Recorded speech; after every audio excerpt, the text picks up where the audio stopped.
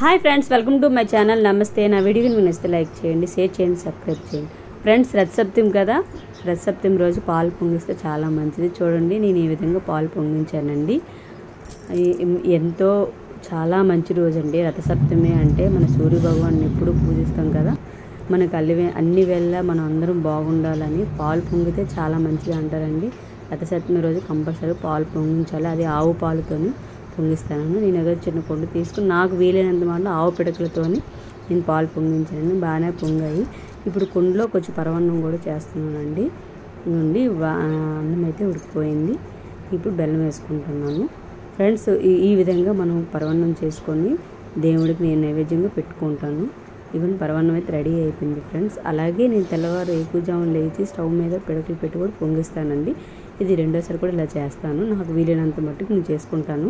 Friends, ఇవ్వండి పరవన్నం అయితే ready అయిపోయిన ఆ సూర్య భగవానుడికి ఇష్టమైనది పాలు పొంగించిన దాంట్లో పరవన్నం రెడీ చేసుకుని ఈ విధంగా నేను పెట్టుకుంటున్నానండి. తులసమ్మ భాగం రెడీ చేసుకున్నాను. పాలు పొంగిపోయింది. చిక్కుడు ఆకులు అయితే నాకైతే దొరకలేదండి ఫ్రెండ్స్. నేను ఒక తమలపాకులోనే నైవేద్యాన్ని తీసుకుంటున్నాను.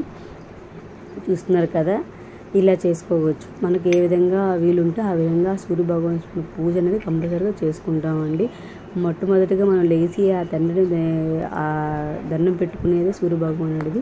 ఇవ్వండి, నేను సూర్య భగవానుడి పూజ ఈ విధంగా చేసుకున్నాను. అలాగే ఇంటి ముందు దీపారాధన కూడా ముగ్గు అలాగే వేసుకొని పెట్టుకుని పూజ చేసుకున్నాను ఫ్రెండ్స్. ఇక చూసారా, అతనికి ఇష్టమైన నైవేద్యం పరమాన్నము, అలాగే మనకి వీలున్న ప్రసాదం కూడా చేసి పెట్టుకోవచ్చు. నేను ఈ విధంగా ప్రసాదం చేసి పెట్టుకున్నాను.